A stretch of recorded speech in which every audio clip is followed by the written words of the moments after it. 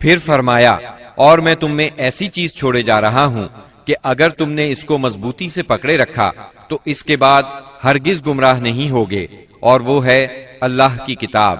لوگو، اپنے رب کے گھر کا حج کرنا اور اپنے حکمرانوں کی اطاعت کرنا، ایسا کرو گے تو اپنے رب کی جنت میں داخل ہوگے۔ ہاں، تم سے میرے متعلق پوچھا جانے والا ہے تو تم لوگ کیا کہو گے؟ صحابہ کرام رضی اللہ عنہم نے جواب دیا، ہم گواہی دیتے ہیں کہ آپ نے تبلیغ کر دی، پیغام پہنچا دیا اور خیر خواہی کا حق ادا کر دیا۔ یہ سن کر آپ نے شہادت کی انگلی کو آسمان کی طرف اٹھایا اور لوگوں کی طرف جھکاتے ہوئے 3 بار فرمایا، اے اللہ گواہ رہنا۔ آپ کے ارشادات کو ربیہ بن امیہ بن خلف اپنی بلند آواز سے لوگوں تک پہنچاتے رہے۔ جب آپ خطبہ دینے سے فارغ ہو چکے تو اللہ عز و جل نے میدان عرفات ہی میں تکمیل دین کی آیت نازل فرمائی۔ اليوم اکملت لکم دینکم واتممت علیکم نعمتی ورضیت لکم الاسلام دینا۔ آج میں نے تمہارے لیے تمہارا دین مکمل کر دیا اور تم پر اپنی نعمت پوری کر دی اور تمہارے لیے اسلام کو بحیثیت دین پسند کر لیا۔ سیدنا عمر رضی اللہ عنہ نے یہ آیت سنی تو رونے لگے۔ ان سے پوچھا گیا، آپ کیوں رو رہے ہیں؟ فرمایا، اس لیے کہ کمال کے بعد زوال ہی تو ہے۔ خطبے کے بعد بلال رضی اللہ عنہ نے اذان دی، پھر اقامت کہی۔ رسول اللہ صلی اللہ علیہ وسلم نے ظہر کی نماز پڑھائی۔ اس کے بعد بلال نے پھر اقامت کہی اور آپ نے عصر کی نماز پڑھائی، اور ان دونوں نمازوں کے درمیان کوئی اور نماز نہیں پڑھی۔ اس کے بعد سوار ہو کر آپ جائے وقوف پر تشریف لائے۔ اپنی اونٹنی قصواء کا شکم پہاڑوں کی طرف کیا اور جبل مشات یعنی پیدل چلنے والوں کی راہ میں واقع ریت کے تودے کو سامنے کیا اور قبلہ رخ مسلسل اسی حالت میں وقوف فرمایا یہاں تک کہ سورج غروب ہونے لگا۔ تھوڑی زردی ختم ہوئی، پھر سورج کی ٹکیا غائب ہو گئی۔ اس کے بعد آپ نے سیدنا اسامہ رضی اللہ عنہ کو اپنے پیچھے بٹھایا اور وہاں سے روانہ ہو کر مزدلفہ تشریف لائے۔ مزدلفہ میں مغرب اور عشاء کی نمازیں 1 اذان اور 2 اقامت سے پڑھی، درمیان میں کوئی نفل نماز نہیں پڑھی۔ اس کے بعد آپ لیٹ گئے اور طلوع فجر تک لیٹے رہے۔ اس کے بعد آپ نے حج کے باقی امور سر انجام دیے، حتیٰ کہ 13 ذی الحج کو سوار ہو کر خانہ کعبہ تشریف لے گئے، الوداعی طواف کیا اور فجر کی نماز پڑھی۔ پھر مکہ مکرمہ سے نکل کر مدینہ منورہ کی طرف کوچ فرمایا۔ جب مدینہ طیبہ کے قریب پہنچے اور اس کے آثار دکھائی دینے لگے تو 3 بار فرمایا اللہ اکبر، پھر فرمایا لا الہ الا اللہ وحدہ لا شریک لہ لہ الملک ولہ الحمد وہو علی کل شیء قدیر آئبون تائبون عابدون ساجدون لربنا حامدون صدق اللہ وعدہ ونصر عبدہ وہزم الاحزاب وحدہ۔ اللہ کے سوا کوئی معبود نہیں، وہ تنہا ہے، اس کا کوئی شریک نہیں، اسی کے لیے بادشاہت ہے اور اسی کے لیے تعریف، اور وہ ہر چیز پر قادر ہے۔ ہم پلٹنے والے، توبہ کرنے والے، عبادت گزار، سجدہ کرنے والے، اپنے رب کی تعریف کرنے والے ہیں۔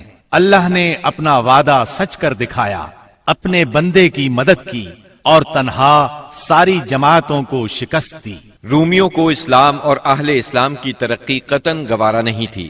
ان کے ہاں رہنے والا کوئی شخص مسلمان ہو جاتا تو اس کی زندگی خطرے میں پڑ جاتی۔ ان کی اس جرت اور بیجا غرور کو ختم کرنے کے لیے رسول اللہ صلی اللہ علیہ وسلم نے صفر 11 ہجری میں ایک بڑے لشکر کی تیاری شروع فرمائی تاکہ وہ روم کی فلسطینی سرزمین کو روند کر رومیوں کو خوفزدہ کر دے اور ان کی حدود پر واقع عرب قبائل کا اعتماد بحال کرے۔ اس سلسلے میں رسول اللہ صلی اللہ علیہ وسلم نے 700 فوجیوں کا ایک لشکر تیار فرمایا۔ سیدنا اسامہ بن زید رضی اللہ عنہ کو لشکر کا سالار مقرر فرمایا۔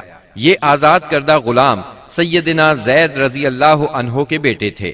28 صفر 11 ہجری کو بیماری کی حالت میں آپ نے سیدنا اسامہ رضی اللہ عنہ کا جھنڈا اپنے دست مبارک سے درست فرمایا۔ بڑے بڑے جلیل القدر صحابہ کرام سیدنا اسامہ رضی اللہ عنہ کی ماتحتی میں اس لشکر میں شریک تھے۔ سیدنا علی اور سیدنا عباس رضی اللہ عنہما آپ کی تیمارداری کی غرض سے مدینے میں ٹھہر گئے۔ سیدنا ابو بکر صدیق رضی اللہ عنہ اور سیدنا عمر رضی اللہ عنہ امیر لشکر سیدنا اسامہ سے اجازت لے کر آپ صلی اللہ علیہ وسلم کی عیادت کے لیے آتے جاتے رہے۔ آپ کی علالت میں روز بروز اضافہ ہو رہا تھا۔ یہ لشکر مدینہ منورہ سے روانہ ہوا، مدینے سے 3 میل دور مقام جرف میں خیمہ زن ہوا۔ اس وقت رسول اللہ صلی اللہ علیہ وسلم کی بیماری کی تشویشناک خبریں موصول ہو رہی تھیں، چنانچہ اسامہ رضی اللہ عنہ اپنے لشکر کے ساتھ وہیں رکے رہے، بلکہ اللہ کے فیصلے کے انتظار میں ٹھہرنے پر مجبور ہو گئے، اور اللہ کا فیصلہ یہ تھا کہ یہ لشکر ابو بکر صدیق رضی اللہ عنہ کے عہد خلافت میں روانہ ہو۔ یہ عہد صدیقی کی پہلی فوجی مہم قرار پائی۔ جب رسول اللہ صلی اللہ علیہ وسلم نے رسالت کی تبلیغ اور امت کی خیر خواہی کا کام مکمل کر لیا تو آپ کے اقوال و افعال میں دنیا سے رحلت کے آثار نمایاں ہونا شروع ہو گئے۔ آپ نے 10ویں سال رمضان میں 20 دن کا اعتکاف فرمایا اور سیدنا جبریل علیہ السلام نے آپ کو 2 مرتبہ قرآن کا دور کرایا۔ آپ نے اپنی صاحبزادی فاطمہ رضی اللہ عنہا سے فرمایا، میں سمجھتا ہوں میرا آخری وقت آ چکا ہے۔ سیدنا معاذ بن جبل رضی اللہ عنہ کو یمن کی طرف روانہ فرمایا تو انہیں وصیت فرمائی، اے معاذ، غالباً اس سال کے بعد تم مجھ سے ملاقات نہ کر سکو گے اور میری اس مسجد اور میری قبر کے پاس سے گزرو گے۔ یہ سن کر سیدنا معاذ بن جبل رضی اللہ عنہ رونے لگے۔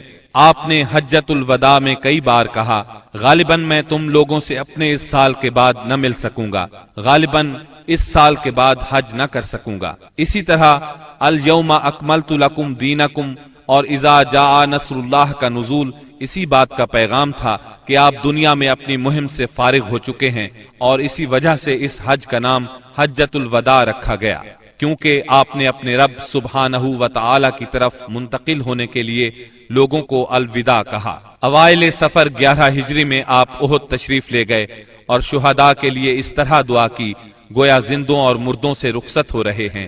پھر واپس آ کر ممبر پر تشریف فرما ہوئے اور فرمایا، میں تمہارا پیش رو ہوں اور تم پر گواہ ہوں، اللہ کی قسم اس وقت اپنا حوض دیکھ رہا ہوں، مجھے زمین یا زمین کے خزانوں کی کنجیاں دی گئیں، اللہ کی قسم مجھے تم پر یہ خوف نہیں کہ تم میرے بعد شرک کرو گے، بلکہ اس کا اندیشہ ہے کہ دنیا میں ایک دوسرے سے آگے نکلنے کی دوڑ میں لگ جاؤ گے۔ ماہ سفر کے آخر میں آپ رات کے وقت بقیع غرقد تشریف لے گئے، اہل بقیع کے لیے دعائے مغفرت کی اور فرمایا، ہم بھی تم سے آن ملنے والے ہیں۔ ماہ سفر کے آخری پیر کو رسول اللہ صلی اللہ علیہ وسلم ایک جنازے میں بقیع تشریف لے گئے۔ سیدہ عائشہ صدیقہ رضی اللہ عنہا فرماتی ہیں، آپ بقیع سے واپس تشریف لائے تو میں اپنے سر میں درد محسوس کر رہی تھی اور یہ کہہ رہی تھی کہ ہائے میرا سر۔ یہ سن کر آپ نے فرمایا، بلکہ میں واللہ اے عائشہ ہائے میرا سر۔ یہ آپ صلی اللہ علیہ وسلم کی بیماری کی ابتدا تھی۔ اس کے باوجود آپ باری باری سب بیویوں کے پاس دن گزارتے رہے، یہاں تک کہ مرض میں شدت آ گئی۔ اس وقت آپ سیدہ میمونہ رضی اللہ عنہا کے گھر میں تھے اور پوچھ رہے تھے، کل میں کہاں رہوں گا، میں کل کہاں رہوں گا؟ مطلب یہ تھا کہ مجھے سیدہ عائشہ رضی اللہ عنہا کے ہاں رہنے دیا جائے۔ چنانچہ ازواج مطہرات نے اجازت دے دی کہ آپ جہاں چاہیں رہیں۔ آپ سیدنا فضل بن عباس اور سیدنا علی رضی اللہ عنہما کے سہارے پاؤں زمین پر گھسیٹتے ہوئے نکلے اور سیدہ عائشہ صدیقہ رضی اللہ عنہا کے گھر منتقل ہو گئے۔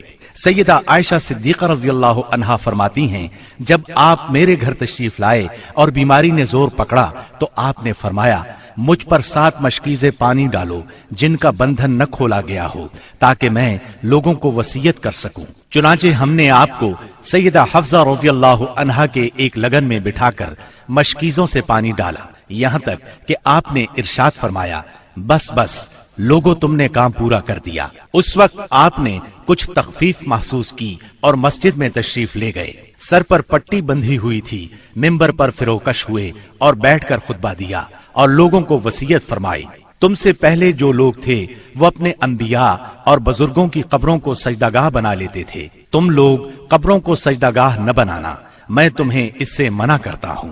اور فرمایا یہود و نصارہ پر اللہ کی لعنت، انہوں نے اپنے انبیاء کی قبروں کو سجدہ گاہ بنایا۔ مزید فرمایا تم لوگ میری قبر کو بت نہ بنانا کہ اس کی پوجا کی جائے۔ پھر آپ نے خود کو قصاص کے لیے پیش کیا، انصار کے متعلق خیر کی وصیت فرمائی، پھر فرمایا ایک بندے کو اللہ نے اختیار دیا کہ وہ دنیا کی چمک دمک اور زیب و زینت میں سے جو چاہے لے لے، یا اللہ کے پاس جو کچھ ہے اس کو اختیار کرے، تو اس بندے نے اللہ کے پاس جو کچھ ہے اس کو اختیار کیا ہے۔ سیدنا ابو سعید خدری رضی اللہ عنہ فرماتے ہیں یہ سن کر ابو بکر صدیق رضی اللہ عنہ رونے لگے اور فرمایا ہم اپنے ماں باپ کے ساتھ آپ پر قربان۔ ابو سعید خدری رضی اللہ عنہ فرماتے ہیں ابو بکر صدیق رضی اللہ عنہ کی اس بات پر ہمیں حیرت ہوئی، لیکن چند دن بعد معلوم ہوا کہ جس بندے کو اختیار دیا گیا تھا وہ خود رسول اللہ صلی اللہ علیہ وسلم تھے، اور ابو بکر ہم سب سے زیادہ صاحب علم تھے کہ بات کو اسی وقت سمجھ گئے تھے۔ اس کے بعد رسول اللہ صلی اللہ علیہ وسلم نے ابو بکر صدیق رضی اللہ عنہ کی تعریف کی اور ان کے دروازے کے سوا مسجد میں کھلنے والے تمام دروازے بند کرنے کا حکم فرمایا۔ اسی دن آپ نے وصیت کی کہ یہود و نصارہ اور مشرکین کو جزیرۃ العرب سے نکال دیا جائے اور وفد کو اسی طرح نوازا جائے جس طرح آپ نوازا کرتے ہیں۔ آپ نے نماز، غلاموں اور لونڈیوں کے بارے میں بھی وصیت فرمائی اور فرمایا میں تم میں دو چیزیں چھوڑ رہا ہوں، جب تک ان دونوں کو مضبوطی سے تھامے رہو گے ہرگز گمراہ نہیں ہوگے، کتاب اللہ اور میری سنت۔ مرض کی شدت کے باوجود آپ نمازیں خود پڑھاتے رہے، لیکن اس دن یعنی جمعرات کو جب عشاء کا وقت ہوا تو آپ نے لگن میں غسل فرمایا تاکہ مرض میں کمی ہو جائے۔ اٹھنے لگے تو غشی طاری ہو گئی، پھر افاقہ ہوا تو دوبارہ غسل فرمایا، پھر اٹھنے لگے تو اس بار بھی غشی ہو گئی، تیسری بار غسل فرمایا، اٹھنے لگے تو پھر غشی طاری ہو گئی۔ آخر آپ نے ابو بکر صدیق رضی اللہ عنہ کو کہلا بھیجا کہ وہ لوگوں کو نماز پڑھائیں۔ چنانچہ اس وقت سے بقیہ ایام میں ابو بکر صدیق رضی اللہ عنہ نے نماز پڑھائی۔ آپ کی حیات مبارکہ میں ابو بکر صدیق رضی اللہ عنہ نے 17 نمازیں پڑھائیں۔ ہفتہ یا اتوار کو رسول اللہ صلی اللہ علیہ وسلم نے کچھ افاقہ محسوس فرمایا، چنانچہ 2 آدمیوں کے سہارے سے ظہر کی نماز کے لیے تشریف لے آئے۔ اس وقت سیدنا ابو بکر صدیق نماز پڑھا رہے تھے۔ آپ کی آمد کو محسوس کرتے ہی ابو بکر صدیق پیچھے ہٹے، لیکن آپ نے اشارے سے روک دیا اور پھر ابو بکر صدیق رضی اللہ عنہ کے پہلو میں بیٹھ کر نماز پڑھائی۔ اس نماز کی صورت یہ تھی کہ آپ کو دیکھ کر ابو بکر صدیق اور ابو بکر صدیق کو دیکھ کر دوسرے لوگ نماز کے ارکان ادا کرتے جاتے تھے۔ 12 ربیع الاول پیر کے دن حجرہ مبارک سے آپ نے پردہ اٹھا کر دیکھا تو صحابہ فجر کی نماز میں خشوع اور خضوع سے مشغول تھے۔ یہ منظر دیکھ کر آپ خوشی سے مسکرا دیے۔ مسلسل علالت کے باعث کمزوری بہت ہو گئی تھی۔ سیدہ عائشہ صدیقہ رضی اللہ عنہا کا سہارا لے کر لیٹ گئے۔ اسی روز یا اسی ہفتے میں کسی روز آپ نے سیدہ فاطمہ رضی اللہ عنہا کو بلایا اور کچھ سرگوشی کی، وہ سن کر رونے لگی، پھر کچھ سرگوشی کی تو وہ ہنسنے لگی۔ سیدہ عائشہ نے پوچھا تو چھپا گئیں، لیکن نبی صلی اللہ علیہ وسلم کی وفات کے بعد انہوں نے بتایا کہ پہلی مرتبہ آپ صلی اللہ علیہ وسلم نے فرمایا تھا کہ آپ اپنے اسی مرض سے وفات پا جائیں گے۔ یہ سن کر میں روئی۔ پھر آپ نے فرمایا کہ آپ کے اہل و عیال میں سب سے پہلے میں آپ سے ملوں گی، اس لیے میں ہنسی تھی، اور آپ نے انہیں یہ بشارت بھی دی تھی کہ آپ ساری خواتین جنت کی سردار ہیں۔ دن جیسے جیسے چڑھ رہا تھا آپ پر بار بار غشی طاری ہو رہی تھی۔ سیدہ فاطمہ رضی اللہ عنہا یہ دیکھ کر بولی ہائے میرے باپ کی بے چینی۔ آپ نے ان کے الفاظ سنے تو فرمایا آج کے بعد تمہارا باپ کبھی بے چین نہیں ہوگا۔ پھر آپ نے حسن اور حسین رضی اللہ عنہما کو چوما، ازواج مطہرات کو بلا کر واعظ و نصیحت فرمائی۔ ادھر لمحہ بلمحہ تکلیف بڑھتی جا رہی تھی اور اس زہر کا اثر بھی ظاہر ہونا شروع ہو گیا تھا جو آپ کو خیبر میں کھلایا گیا تھا۔ چنانچہ آپ اس کی تکلیف شدت سے محسوس کر رہے تھے۔ آپ نے اس حالت میں چہرے پر ایک چادر ڈال رکھی تھی، جب سانس پھولنے لگتا تو چادر چہرے سے ہٹا دیتے۔ اس حالت میں بھی آپ نے فرمایا یہود و نصارہ پر اللہ کی لعنت، انہوں نے اپنے انبیاء کی قبروں کو سجدہ گاہ بنایا۔ مطلب یہ تھا کہ تم ایسے کام نہ کرنا۔ آپ نے ان لمحات میں یہ وصیت بھی فرمائی سرزمین عرب میں 2 دین باقی نہ رہنے دیے جائیں، یہ آخری وصیت تھی جو آپ نے لوگوں کو فرمائی۔ اس کے بعد کئی بار فرمایا، الصلاة الصلاة وما ملكت ایمانکم، نماز نماز اور تمہارے زیر دست لونڈی اور غلام، یعنی ان کا خاص خیال رکھنا۔ پھر نزاع کی حالت شروع ہو گئی۔ سیدہ عائشہ رضی اللہ عنہا نے آپ کو اپنے سینے اور گلے کے درمیان سہارا دیا۔ اسی دوران میں ان کے بھائی عبد الرحمن بن ابی بکر آئے، ان کے پاس کھجور کی تازہ مسواک تھی۔ رسول اللہ صلی اللہ علیہ وسلم مسواک کی طرف دیکھنے لگے۔ سیدہ عائشہ صدیقہ سمجھ گئیں کہ آپ مسواک کرنا چاہتے ہیں۔ انہوں نے پوچھا، کیا آپ مسواک کرنا چاہتے ہیں؟ آپ نے سر کے اشارے سے ہاں فرمایا۔ چنانچہ انہوں نے مسواک لے کر چبائی، نرم کی اور پھر آپ نے اس کو لے لیا۔ نہایت اچھی طرح مسواک کی۔ آپ کے سامنے پیالے میں پانی تھا۔ آپ پانی میں دونوں ہاتھ ڈال کر چہرہ پوچھتے جاتے تھے اور فرماتے جاتے تھے، لا الہ الا اللہ ان للموت سکرات، اللہ کے سوا کوئی معبود نہیں، بے شک موت کے لیے سختیاں ہیں۔ پھر آپ نے دونوں ہاتھ یا انگلی اٹھائی، نگاہ چھت کی طرف بلند کی، دونوں ہونٹوں پر کچھ حرکت ہوئی۔ سیدہ عائشہ رضی اللہ عنہا نے کان لگایا تو آپ فرما رہے تھے، ان انبیاء، صدیقین، شہداء اور صالحین کے ساتھ جنہیں تو نے انعام سے نوازا، اے اللہ مجھے بخش دے اور مجھ پر رحم فرما اور مجھے رفیق اعلیٰ میں پہنچا دے، اے اللہ رفیق اعلیٰ۔ آخری فقرہ 3 بار دہرایا اور روح پرواز کر گئی، ہاتھ جھک گیا اور آپ رفیق اعلیٰ سے جا ملے۔ یہ پیر کا دن تھا، ربیع الاول کی 12 تاریخ اور ہجرت کا 11واں سال تھا۔ اس وقت نبی صلی اللہ علیہ وسلم کی عمر 63 سال 4 دن ہو چکی تھی۔ انا للہ و انا الیہ راجعون۔ اس سانحۂ عظیم کی خبر آن کی آن میں صحابہ کرام رضی اللہ عنہم میں پھیل گئی۔ دنیا ان پر تاریک ہو گئی۔ قریب تھا کہ وہ اپنے حواس کھو بیٹھتے، کیونکہ کوئی دن اس سے تابناک اور روشن نہیں تھا جس دن آپ مدینہ منورہ تشریف لائے تھے، اور کوئی دن اس دن سے زیادہ تاریک نہیں تھا جس دن آپ نے وفات پائی۔ صحابہ کرام رو رو کر اس طرح آہیں بھر رہے تھے جیسے حاجیوں کا شور برپا ہو۔ دوسری طرف سیدنا عمر رضی اللہ عنہ کی رنج اور غم سے یہ حالت تھی کہ مسجد کے صحن میں کھڑے فرما رہے تھے، رسول اللہ صلی اللہ علیہ وسلم اس وقت تک وفات نہیں پا سکتے جب تک کہ اللہ تعالی منافقین کو فنا نہ کر دے۔ آپ ان لوگوں کو قتل کرنے کی دھمکیاں دے رہے تھے جو یہ کہیں کہ آپ وفات پا گئے ہیں۔ ابو بکر صدیق رضی اللہ عنہ اس وقت وہاں موجود نہیں تھے۔ صبح کی نماز کے بعد جب انہوں نے آپ کے مرض میں کمی محسوس کی تو سخ میں واقع اپنے مکان پر چلے گئے تھے۔ جو ہی انہیں آپ کی وفات کی خبر ملی، فوراً گھوڑے پر سوار ہوئے اور اتر کر مسجد نبوی میں داخل ہوئے۔ لوگوں سے کوئی بات نہ کی، سیدھے عائشہ صدیقہ کے حجرے میں گئے، آپ کے جسد اطہر کی طرف بڑھے۔ آپ کا جسد دھاری دار یمنی چادر سے ڈھکا ہوا تھا۔ انہوں نے چادر چہرہ مبارک سے اٹھائی، پیشانی پر بوسہ دیا، روئے اور فرمایا، میرے ماں باپ آپ پر قربان، اللہ آپ پر 2 موتیں جمع نہیں فرمائے گا۔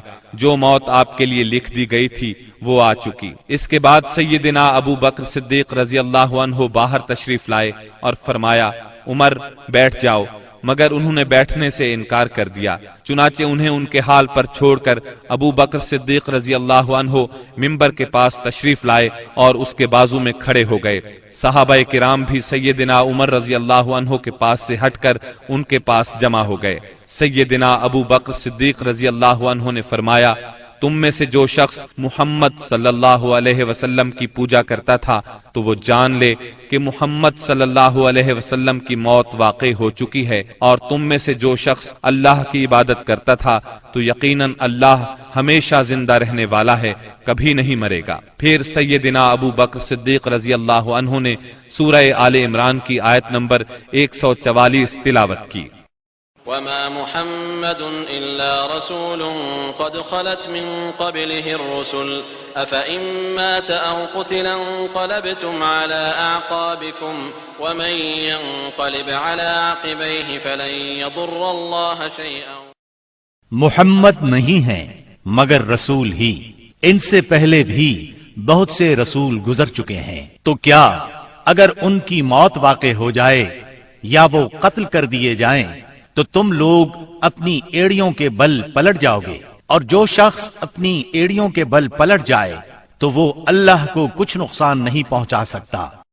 سیدنا ابن عباس رضی اللہ عنہ ارشاد فرماتے ہیں، اللہ کی قسم ایسا لگتا تھا کہ لوگوں نے اس سے پہلے جانا ہی نہیں تھا کہ اللہ نے یہ آیت نازل فرمائی ہے۔ یہاں تک کہ ابو بکر صدیق رضی اللہ عنہ نے اس آیت کی تلاوت کی تو سارے لوگوں نے ان سے یہ آیت اخذ کی، اور تب ایسا محسوس ہوا کہ ہر کوئی اس آیت کی تلاوت کر رہا ہے۔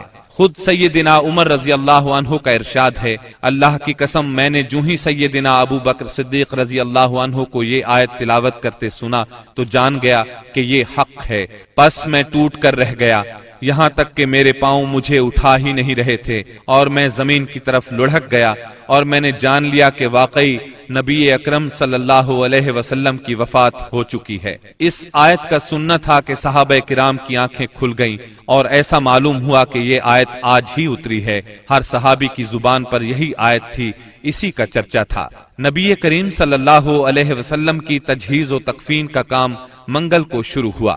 سیدنا فضل بن عباس، سیدنا علی المرتضی اور سیدنا اسامہ بن زید رضی اللہ عنہم نے غسل دیا۔ سیدنا عباس رضی اللہ عنہ بھی موجود تھے۔ سیدہ عائشہ صدیقہ رضی اللہ عنہا کے حجرے میں آپ نے وفات پائی، وہیں آپ کو دفن کیا گیا۔ یہ حجرہ آج تک روضہ نبوی کے نام سے موسوم ہے۔ اللهم صل على محمد وعلى آل محمد كما صليت على إبراهيم وعلى آل إبراهيم إنك حميد مجيد اللهم بارك على محمد وعلى آل محمد كما باركت على إبراهيم وعلى آل إبراهيم إنك حميد مجيد۔ اب ذرا سرکار دو عالم صلی اللہ علیہ وسلم کے حلیہ مبارک کا بیان ہو جائے۔ سیدہ ام معبد رضی اللہ عنہا نے رسول اللہ صلی اللہ علیہ وسلم کا جو حلیہ مبارک بیان فرمایا ہے، الرحیق المختوم کے مؤلف نے اس کو اپنے الفاظ میں کچھ اس طرح بیان کیا ہے: چمکتا دمکتا رنگ، تابناک چہرہ، خوبصورت ساخت، جمال جہاں تاب کے ساتھ ڈھلا ہوا پیکر، سرمگی آنکھیں، دراز پلکیں، بھاری آواز، چمکدار لمبی گردن، گھنی داڑھی، باریک اور باہم پیوستہ ابرو، خاموشی کی حالت میں باوقار، گفتگو کریں تو منہ سے پھول جھڑیں، دور و نزدیک سے دیکھنے میں سب سے زیادہ تابناک اور پرجمال، خوبصورت، شیریں ادا، گفتگو چاشنی لیے ہوئے، بات واضح اور دو ٹوک، انداز ایسا کہ لڑی سے جیسے موتی جھڑیں، درمیانے سے قدرے نکلتا ہوا انتہائی جاذب نظر قد، جیسے دو شاخوں کے درمیان ایک انتہائی تر و تازہ شاخ، آپ کے رفقا آپ کے گرد حلقہ بنائے ہوئے، کچھ فرمائیں تو توجہ سے سنتے ہیں، کوئی حکم دیں تو لپک کر بجا لائیں، رنگ مبارک، نہ بہت سفید نہ گندم گوں، اعضاء متناسب، سینہ کشادہ، کندھوں کے درمیان عام تناسب سے قدرے زیادہ فاصلہ، سر بڑا لیکن متناسب، کشادہ پیشانی جس سے شرافت ٹپکے، بال مبارک سیاہ اور گھنے، قدرے گھنگرالے جو کانوں کی لو تک آتے تھے، بھویں محرابی یعنی آپس میں ملی ہوئی، رخ انور سبک، درازی کی طرف مائل، اس قدر روشن اور چمکدار کے دل میں اتر جائے، بڑی بڑی سیاہ آنکھیں، لمبی پلکیں، خوبصورت ابھری ہوئی ستواں ناک، دانت کشادہ، چمکدار، موتیوں کی مانند، جلد صاف، نرم اور ریشم سے زیادہ ملائم، چہرہ انور پر غور و فکر کے آثار نمایاں، غرض آپ مکے بھر میں سب سے زیادہ حسین تھے، اور آگے بڑھ کر کہتا ہوں آپ دنیا بھر میں سب سے زیادہ خوبصورت تھے، سبحان اللہ۔ یہ تھا نبی اکرم صلی اللہ علیہ وسلم کے حلیہ مبارک کا تذکرہ۔ تفصیل کے لیے اسی موضوع پر ہماری کیسٹ آئینہ جمال نبوت سماعت فرمائیں، جس میں صحیح احادیث کی روشنی میں تفصیل کے ساتھ سرور کائنات صلی اللہ علیہ وسلم کا حلیہ مبارک بیان کیا گیا ہے۔ اب ہم رسول اللہ صلی اللہ علیہ وسلم کی اولاد اور امہات المومنین کا کچھ ذکر کریں گے، لیکن اس سے پہلے ایک نظر دوسرے اعزاء و اقارب پر۔ نبی صلی اللہ علیہ وسلم کے 11 چچا تھے، ان میں سیدنا حمزہ اور سیدنا عباس رضی اللہ عنہما مسلمان ہوئے۔ ابو طالب آپ کے فدائی اور ناصر تھے۔ 6 پھوپھیاں تھیں، 12 غلام تھے، سب کو آزاد فرمایا۔ 3 لونڈیاں تھیں، ان میں سے ایک ام ایمن رضی اللہ عنہا تھی۔ انہوں نے رسول اللہ صلی اللہ علیہ وسلم کو گود کھلایا تھا۔ آپ صلی اللہ علیہ وسلم ان کی بہت عزت کرتے تھے۔ رسول اللہ صلی اللہ علیہ وسلم کی اولاد کی تعداد میں اختلاف پایا جاتا ہے۔ متفق علیہ روایت کا خلاصہ یہ ہے کہ آپ کی اولاد کی تعداد 6 ہے۔ قاسم، ابراہیم، زینب، رقیہ، ام کلثوم اور فاطمہ رضی اللہ عنہم۔ اعلان نبوت سے پہلے نبی اکرم صلی اللہ علیہ وسلم نے سیدہ خدیجہ رضی اللہ عنہا سے نکاح فرمایا۔ ان کے ہاں سب سے پہلے قاسم پیدا ہوئے، یہ نبوت سے 11 سال پہلے پیدا ہوئے۔ انہی کے نام کی مناسبت سے آپ کی کنیت ابو القاسم تھی۔ آپ اس کنیت کو بہت پسند فرماتے تھے۔ صحابہ کرام رضی اللہ عنہم بھی عام طور پر آپ کو ابو القاسم ہی کہتے تھے۔ قاسم 2 سال تک زندہ رہے۔ ایک روایت کے مطابق 1.5 سال اور ایک قول کے مطابق انہوں نے چلنا پھرنا سیکھ لیا تھا۔ مطلب یہ کہ آپ کے ہاں سب سے پہلے قاسم پیدا ہوئے، اسی طرح سب سے پہلے انتقال بھی انہی کا ہوا۔ انہوں نے اعلان نبوت سے 9 سال پہلے وفات پائی۔ سیدہ خدیجہ کے علاوہ صرف سیدہ ماریہ قبطیہ رضی اللہ عنہا سے ایک لخت جگر ابراہیم پیدا ہوئے۔ ان کے علاوہ کسی اور زوجہ محترمہ سے آپ کی اولاد نہیں ہوئی۔ آپ کے دوسرے لخت جگر ابراہیم جمادی الاول 9 ہجری کو پیدا ہوئے۔ ان کی والدہ ماریہ قبطیہ کو اسکندریہ کے بادشاہ مقوقس نے رسول اللہ صلی اللہ علیہ وسلم کی خدمت کے لیے بطور خاص بھیجا تھا۔ ابراہیم نے 10 ہجری 29 شوال کو 17 یا 18 ماہ کی عمر میں انتقال کیا۔ سیدہ خدیجہ رضی اللہ عنہا سے نکاح کے 5 برس بعد سیدہ زینب پیدا ہوئیں۔ اس وقت نبی صلی اللہ علیہ وسلم کی عمر مبارک 30 سال تھی۔ گویا جب اعلان نبوت ہوا سیدہ زینب رضی اللہ عنہا 10 سال کی ہو چکی تھیں۔ یہ بھی اپنی والدہ کے ساتھ ہی ایمان لے آئیں۔ ان کا نکاح ابو العاص بن ربیع سے ہوا۔ یہ ان کی خالہ حالہ بنت خویلد کے صاحبزادے تھے۔ سیدہ حالہ بنت خویلد اور سیدہ خدیجہ دونوں سگی بہنیں تھیں۔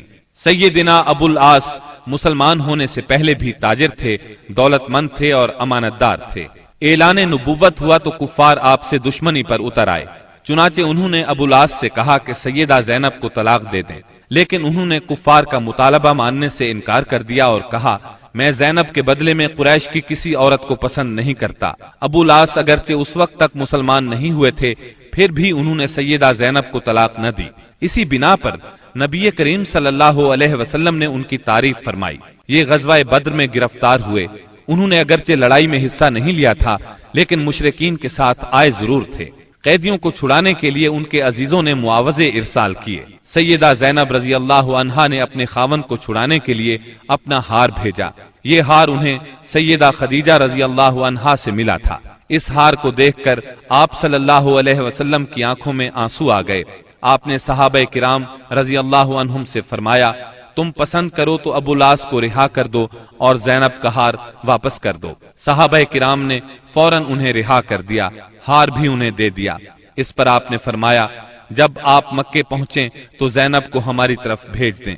ابو العاص نے یہ وعدہ پورا کیا، انہیں مدینہ منورہ بھیج دیا۔ ہجرت کے دوران میں حبار بن اسود نے انہیں روکنے کی کوشش کی، کفار نے ان کی مدد کی۔ اس کشمکش میں سیدہ زینب زخمی بھی ہوئیں، تاہم آپ مدینہ منورہ پہنچ گئیں۔ اسی بنیاد پر نبی کریم صلی اللہ علیہ وسلم نے ان کے بارے میں ارشاد فرمایا میری بیٹیوں میں سب سے افضل زینب ہے، اسے میری وجہ سے مصیبت میں مبتلا ہونا پڑا اور اذیت میں مبتلا کیا گیا۔ حبار بن اسود جنہوں نے سیدہ زینب کو روکنے کی کوشش کی تھی، فتح مکہ کے موقع پر مسلمان ہوئے اور نبی کریم صلی اللہ علیہ وسلم نے ان کا یہ قصور معاف کر دیا۔ سیدہ زینب رضی اللہ عنہا کے ہاں ابو العاص رضی اللہ عنہ سے ایک لڑکا اور ایک لڑکی پیدا ہوئے۔ لڑکے کا نام علی اور لڑکی کا نام امامہ رکھا گیا۔ ان دونوں کی پرورش رسول اللہ صلی اللہ علیہ وسلم نے فرمائی۔ علی بچپن میں فوت ہوئے۔ آپ کو امامہ سے بہت محبت تھی۔ ایک ہار بطور ہدیہ آپ کے پاس آیا۔ آپ نے فرمایا، یہ ہار میں اپنے اہل بیت میں سے اسے دوں گا جو مجھے سب سے زیادہ پسند ہے۔ چنانچہ آپ نے وہ ہار امامہ کو دے دیا۔ 12 ہجری میں سیدہ امامہ سے سیدنا علی رضی اللہ عنہ نے نکاح کیا، کیونکہ اس وقت تک سیدہ فاطمہ وفات پا چکی تھی۔ سیدنا علی رضی اللہ عنہ کی شہادت کے بعد مغیرہ بن نوفل سے ان کا نکاح ہوا۔ انہی کے نکاح میں یہ فوت ہوئی۔ ابو العاص رضی اللہ عنہ کے مسلمان ہونے کے بعد نبی صلی اللہ علیہ وسلم نے سیدہ زینب کو پہلے نکاح میں دوبارہ ان کے گھر رخصت فرمایا۔ اس کے کچھ ہی عرصے بعد 8 ہجری میں سیدہ زینب انتقال کر گئیں۔ انا للہ و انا الیہ راجعون۔ سیدہ زینب کے بعد سیدہ خدیجہ رضی اللہ عنہا کے ہاں سیدہ رقیہ پیدا ہوئیں۔ یہ ان سے 3 سال بعد پیدا ہوئیں۔ ان کی پیدائش کے وقت نبی اکرم صلی اللہ علیہ وسلم کی عمر 33 سال تھی۔ گویا اعلان نبوت کے وقت ان کی عمر 7 سال تھی۔ یہ بھی اپنی والدہ کے ساتھ ہی ایمان لے آئیں۔ اسلام سے پہلے رسول اللہ صلی اللہ علیہ وسلم نے ان کا نکاح اپنے چچا ابو لہب کے بیٹے عتبہ سے کر دیا تھا۔ رخصتی نہیں ہوئی تھی۔ آپ نے نبوت کا اعلان فرمایا تو ابو لہب دشمنی میں سب سے آگے بڑھ گیا۔ اس نے بیٹے کو حکم دیا، محمد کی بیٹی کو طلاق دے دو، طلاق نہیں دو گے تو تم سے بات نہیں کروں گا۔ باپ کے کہنے پر اس نے سیدہ رقیہ رضی اللہ عنہا کو طلاق دے دی، یعنی یہ طلاق صرف اسلام دشمنی کی بنیاد پر دی گئی تھی۔ اس کے بعد آپ نے سیدہ رقیہ رضی اللہ عنہا کا نکاح سیدنا عثمان رضی اللہ عنہ سے کر دیا۔ سیدہ رقیہ نے سیدنا عثمان بن عفان رضی اللہ عنہ کے ساتھ حبشہ کی ہجرت بھی کی، اور یہ اسلام میں سب سے پہلی ہجرت تھی۔ حبشہ میں ان کے ہاں ایک بیٹا پیدا ہوا، اس کا نام عبداللہ رکھا گیا۔ اپنے والدین کے ساتھ ہجرت کر کے یہ نواسہ رسول مدینہ منورہ پہنچے اور 6 سال کی عمر میں وفات پا گئے۔ 2 ہجری میں غزوہ بدر پیش آیا تو سیدہ رقیہ بیمار تھی۔ سیدنا عثمان رضی اللہ عنہ ان کی تیمارداری کی خاطر غزوہ بدر میں شرکت نہ کر سکے، تاہم نبی کریم صلی اللہ علیہ وسلم نے انہیں مال غنیمت میں سے حصہ عطا فرمایا۔ غزوہ بدر کے دوران میں ہی سیدہ رقیہ انتقال کر گئیں، یعنی جب آپ بدر کے میدان سے واپس تشریف لائے تو یہ دنیا سے رخصت ہو چکی تھیں۔ آپ ان کے جنازے میں بھی شریک نہ ہو سکے، البتہ قبر پر تشریف لے گئے۔ سیدہ رقیہ نے قریباً 21 سال کی عمر میں وفات پائی۔ انا للہ و انا الیہ راجعون۔ سیدہ ام کلثوم رضی اللہ عنہا نبی کریم صلی اللہ علیہ وسلم کی تیسری صاحبزادی ہیں۔ یہ اپنی کنیت ہی سے مشہور ہوئیں۔ آپ نے نبوت کا اعلان فرمایا تو والدہ اور بہنوں کے ساتھ ایمان لائیں۔ ہجرت تک مکے میں رہیں۔ اعلان نبوت سے پہلے آپ نے ان کا نکاح ابو لہب کے دوسرے بیٹے عتیبہ سے کر دیا تھا۔ رخصتی نہیں ہوئی تھی۔ اسلام لانے پر ابو لہب نے انہیں بھی طلاق دلوائی۔ غزوہ بدر کے موقع پر جب سیدہ رقیہ کا انتقال ہو گیا تو سیدنا عثمان پر ان کی وفات کا بہت اثر ہوا۔ ہر وقت غمگین رہتے تھے۔ آپ نے انہیں اس درجے غمگین دیکھ کر ایک روز فرمایا، اے عثمان، مجھے اللہ نے حکم دیا ہے کہ میں اپنی دوسری بیٹی آپ کے نکاح میں دے دوں۔ جو مہر رقیہ کا مقرر ہوا تھا اتنا ہی مہر ام کلثوم کا ہوا۔ اس طرح سیدنا عثمان رضی اللہ عنہ سے ان کا نکاح ہوا اور آپ ذوالنورین کہلائے، یعنی 2 نوروں والے۔ یہ نکاح ربیع الاول 3 ہجری میں ہوا۔ ام کلثوم کے ہاں کوئی اولاد نہیں ہوئی۔ جب تک سیدہ ام کلثوم سیدنا عثمان کے نکاح میں رہیں انہوں نے کسی اور عورت سے نکاح نہیں کیا۔ سیدہ ام کلثوم کا انتقال بھی نبی صلی اللہ علیہ وسلم کی زندگی میں ہوا۔ انہوں نے شعبان 9 ہجری میں رحلت فرمائی۔ ان کے انتقال پر سیدنا عثمان رضی اللہ عنہ اور زیادہ غمگین ہوئے۔ ان حالات میں نبی اکرم صلی اللہ علیہ وسلم نے انہیں تسلی دیتے ہوئے فرمایا، اگر میرے ہاں 10 بیٹیاں بھی ہوتیں تو میں یکے بعد دیگرے عثمان کے نکاح میں دے دیتا۔ نبی کریم صلی اللہ علیہ وسلم کی چوتھی بیٹی سیدہ فاطمہ رضی اللہ عنہا تھی۔ آپ سب سے چھوٹی تھی۔ آپ نبوت کے پہلے سال پیدا ہوئیں۔ آپ کی چال ڈھال رسول اللہ صلی اللہ علیہ علیہ وسلم سے بہت ملتی جلتی تھی۔ صرف یہی نہیں بلکہ اٹھتے بیٹھتے اور ہر بات میں سیدہ فاطمہ سے زیادہ آپ کے مشابہ اور کسی کو نہیں دیکھا گیا۔ آپ کی عمر 15.5 سال کی ہوئی تو نبی اکرم صلی اللہ علیہ وسلم نے آپ کا نکاح سیدنا علی رضی اللہ عنہ سے کر دیا۔ اس وقت سیدنا علی رضی اللہ عنہ کی عمر 20 سال 5 ماہ تھی۔ اس نکاح کے گواہ سیدنا ابو بکر صدیق، سیدنا عمر فاروق اور سیدنا عثمان رضی اللہ عنہم تھے۔ نبی صلی اللہ علیہ وسلم نے آخری اوقات میں سیدہ فاطمہ رضی اللہ عنہا کو بہت وصیتیں فرمائیں۔ ان میں سے ایک یہ تھی، میری وفات پر ماتم نہ کرنا، چہرے کو نہ پیٹنا، بال نہ نوچنا، نوحہ نہ کرنا، نہ نوحہ کرنے والوں کو بلانا۔ نبی صلی اللہ علیہ وسلم کی وفات کے بعد آپ صرف 6 ماہ زندہ رہیں، پھر چند روز بیمار رہ کر وفات پا گئیں۔ انتقال 3 رمضان 11 ہجری بروز منگل ہوا۔ انا للہ و انا الیہ راجعون۔ رسول اللہ صلی اللہ علیہ وسلم نے آپ کے بارے میں فرمایا، فاطمہ میرے جسم کا ٹکڑا ہے، جس نے فاطمہ کو ناراض کیا اس نے مجھے ناراض کیا۔ اسی طرح آپ کو سیدہ فاطمہ رضی اللہ عنہا کی اولاد سیدنا حسن بن علی اور سیدنا حسین بن علی سے بہت محبت تھی۔ اللہ تعالیٰ کی سیدہ فاطمہ پر ہزارہا رحمتیں ہوں۔ اب ہم نبی اکرم صلی اللہ علیہ وسلم کی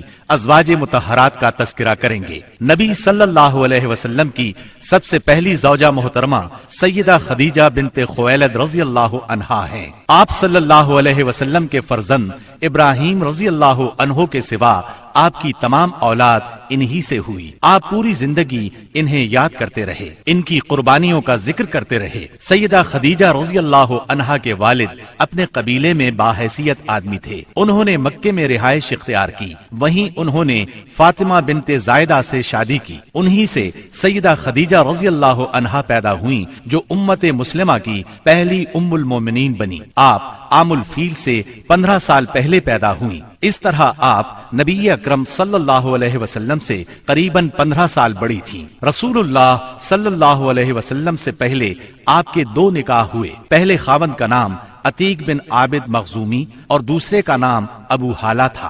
دوسرے شوہر کی موت کے بعد آپ پر تجارت کا بوجھ آ پڑا۔ تجارت آپ کا خاندانی پیشہ تھا۔ اس زمانے میں رسول اللہ صلی اللہ علیہ وسلم بھی تجارت کا مال لے کر شام جاتے تھے، اور آپ صلی اللہ علیہ وسلم صادق اور امین مشہور ہو چکے تھے۔ سیدہ تک آپ کی شہرت پہنچی تو انہوں نے اپنا سامان تجارت آپ کے حوالے کیا۔ آپ وہ سامان شام لے گئے۔ اس سفر میں انہیں بہت زیادہ منافع ہوا۔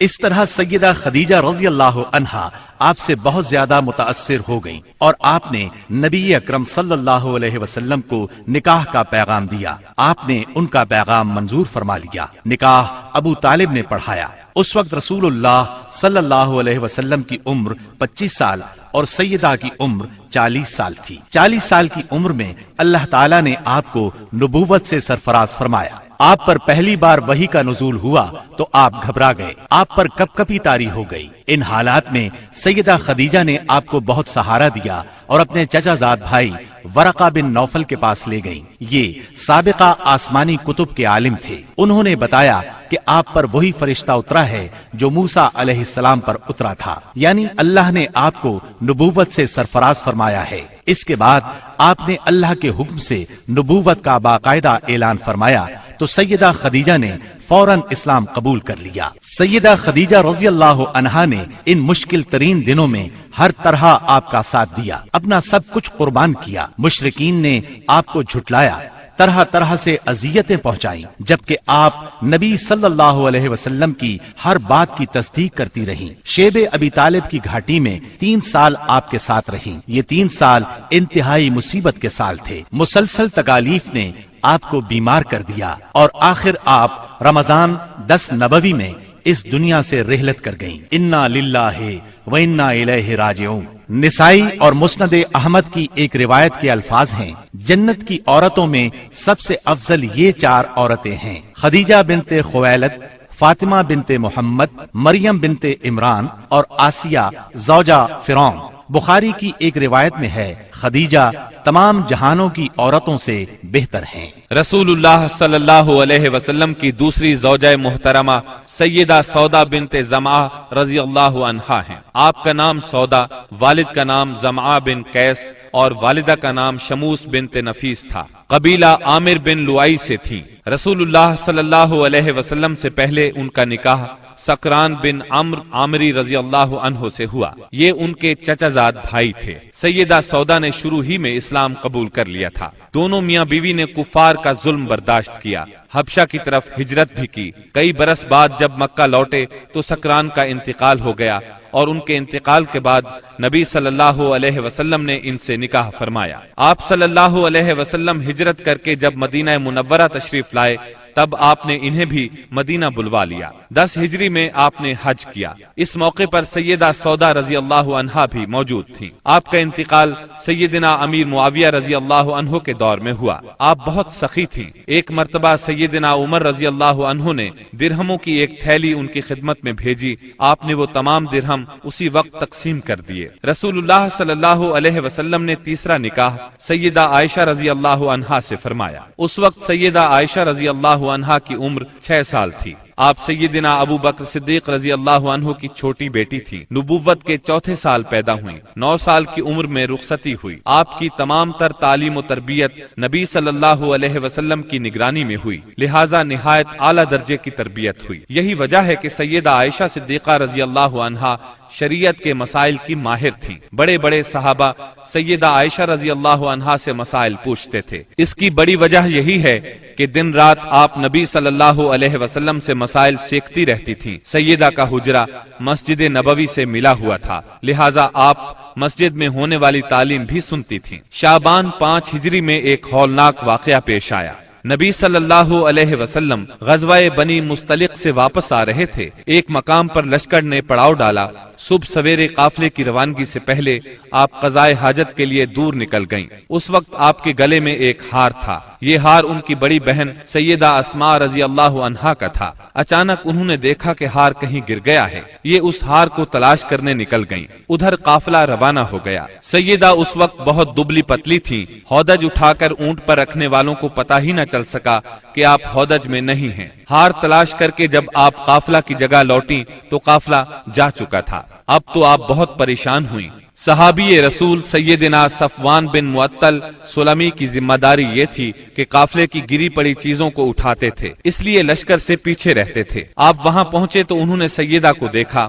آپ کو دیکھتے ہی انہوں نے انا للہ و انا الیہ راجعون پڑھا۔ اس وقت سیدہ کی آنکھ لگ گئی تھی۔ ان کی آواز سن کر آنکھ کھل گئی۔ انہوں نے اپنا چہرہ فوراً چادر میں چھپا لیا۔ انہوں نے اپنا اونٹ ان کے قریب کیا، اونٹ کو بٹھا دیا۔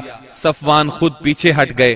آپ اونٹ پر سوار ہو گئیں۔ صفوان رضی اللہ عنہ نے اونٹ کی مہار پکڑ لی اور آگے روانہ ہو گئے۔ دوپہر کے وقت قافلہ تک پہنچے۔ اگرچہ یہ بالکل معمولی واقعہ تھا اور سفر میں ایسا ہونا کوئی عجیب بات نہیں تھی، لیکن اس وقت لشکر میں کچھ منافق بھی موجود تھے۔ انہیں موقع مل گیا۔